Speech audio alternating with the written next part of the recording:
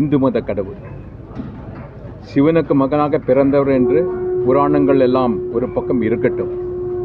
அதையெல்லாம் தாண்டி முருகன் ஒரு தமிழ் கடவுள். இந்திய சப்கான்டினென்டில் மிக பழைய காலத்திலிருந்து இங்கிருந்த மக்கள் தமிழர்கள் வழிபட்ட முக்கியமான தெய்வம் முருகன். அவரை அதிகம் வழிபட்டவர்கள் தமிழர்கள். தமிழர்கள் அதிகம் வழிபடும் கடவுள் முருகன் என்பது என்னுடைய எண்ணம். நான் என்னுடைய சிறு வயதில் பள்ளி பருவத்திலிருந்து தமிழ்நாட்டில் நான் படித்தேன், வளர்ந்தேன். முக்கியமாக என்னுடைய குலதெய்வம் முருகன் தான். முருகனுக்கு உரிய நாட்களில் இன்றும் எங்கள் வீட்டில் சிறப்பு பூஜை நடக்கும். எனக்கு முருக கடவுள் மீது தனிப்பட்ட பக்தியும் நம்பிக்கையும் உண்டு. அதனால தான் இன்றைக்கி இங்கே வந்திருக்கிறேன். பிகாஸ் நான் ஒரு முருகர் பக்தி. எனக்கு சிறு வயதில் மனதில் சின்ன சின்ன பயம் வரும்போது யாம் இருக்க பயமேன் என்ற வரி என் மனதில் பதிந்தது. வேலுண்டு வினையில்லை, மயிலுண்டு பயமில்லை என்று சின்ன வயதில் எனக்கு சொன்னதை எல்லாம் இன்றும் எனக்கு நினைவில் இருக்கிறது. இதையெல்லாம் கேட்டுதான் நான் வளர்ந்தேன். நம்முடைய பழமொழியில் கூட உண்டு, சுக்குக்கு மிஞ்சிய வைத்தியம் இல்லை, சுப்பிரமணியனுக்கு மிஞ்சிய தெய்வமும் இல்லை. முருகக் கடவுள் தீமைகளை அழிக்கும் குறியீடாக நம்முடைய மனதில் படிந்து இருக்கிறது.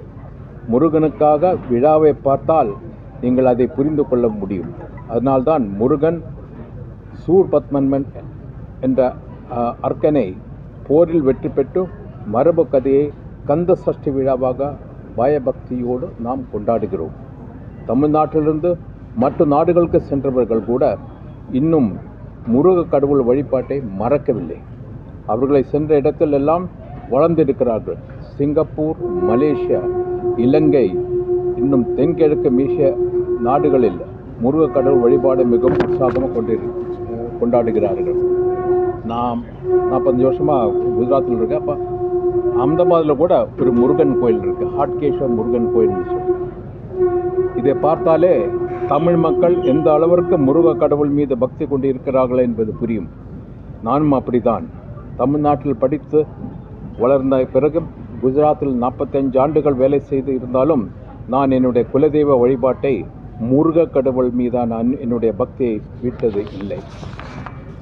மற்ற மதத்தை சார்ந்தவர்கள் கூட முருக கடவுளை வழிபட்டு இருக்கிறார்கள். புதுச்சேரியில் கவுஸ் முருகர் கோயில் என்று ஒரு கோயில் இருக்கிறது, முருகன் கோயில். புதுச்சேரி லெப்டினன்ட் கவர்னராக பதவியேற்ற பிறகு நான் சென்ற முதல் முருகர் கோயில் அதுதான். அதை கட்டியது கவுஸ் என்ற ஒரு இஸ்லாமியர் தன் வேண்டுதலை நிறைவேற்றதால் அந்த கோயிலை கட்டினாராம். இன்றும் அந்த கோயிலுக்கு தினமும் சிறப்பு அபிஷேகம், பூஜை அந்த இஸ்லாமியர் குடும்பத்தை தான் செய்து கொண்டு இருக்கிறது. அவரது பிள்ளைகள் அந்த கோயிலை பார்த்து கொள்கிறார்கள். இது போன்ற பக்தி பரவசமான சம்பவங்கள் நிறைய உண்டு. அதையெல்லாம் நாம் வேறு வேறு தெய்வத்தை வழிபட்டாலும் பண்பாட்டு ரீதியாக நம்முடைய எண்ணத்தில் சகோதர சகோதரிகளாக ஒற்றுமையாக இன்னும் வாழ்ந்து கொண்டுதான் இருக்கிறோம் என்பதற்கு இதைவிட வேறு என்ன உதாரணம் சொல்ல முடியும்? அப்படிப்பட்ட முருக கடவுளுக்கு முருக பக்தர்கள் எல்லாம் சேர்ந்து விழா எடுக்கிறார்கள். அதில் கலந்து கொள்ள வேண்டும் என்று நினைத்தேன். அதனால்தான் இன்றைக்கி இங்கே வந்திருக்கிறேன். இது இல்லாமல் புதுச்சேரியில் புதுச்சேரி ஸ்பிரிச்சுவல் டூரிஸ்ட் சென்டராக டெவலப் பண்ணுறதுக்கு நாங்கள் ட்ரை பண்ணிகிட்ருக்கோம்.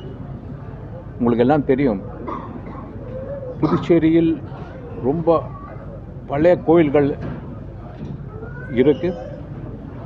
அதை தவிர அங்கே 21க்கு மேல் சித்த சமாதிகள் அந்த கோயில்களில் இருக்குது.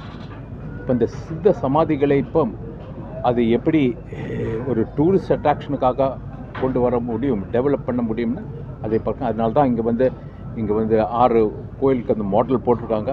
அதை பார்க்குறதுக்கு தான் இன்றைக்கி நான் ஸ்பெஷலாக இங்கே வந்திருக்கிறேன். சார், ரீசெண்டாக பார்த்தீங்கன்னா தமிழ்நாடு கவர்மெண்ட் நடத்தினாங்க முருக பக்தர்கள் மாநாடுன்னு சொல்லிட்டு. இதுக்கு இப்போ நேற்று இந்து முன்னணி நான் இந்த மாதிரி அதெல்லாம் எனக்கு தெரியாது.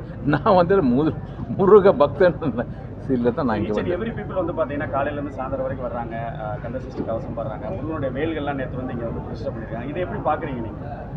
அதை பற்றி நான் ஒன்றும் கமெண்ட் பண்ணுறதுக்கு ஒன்றும் இல்லைப்பா. Okay, thank you thank you. முடக்குவாதம், மூலம் உள்ளிட்ட நோய்களுக்கு சிறப்பு சிகிச்சை பெற ஸ்ரீவித்யா சித்தா மற்றும் வர்மா மருத்துவமனை, அரியலூர்.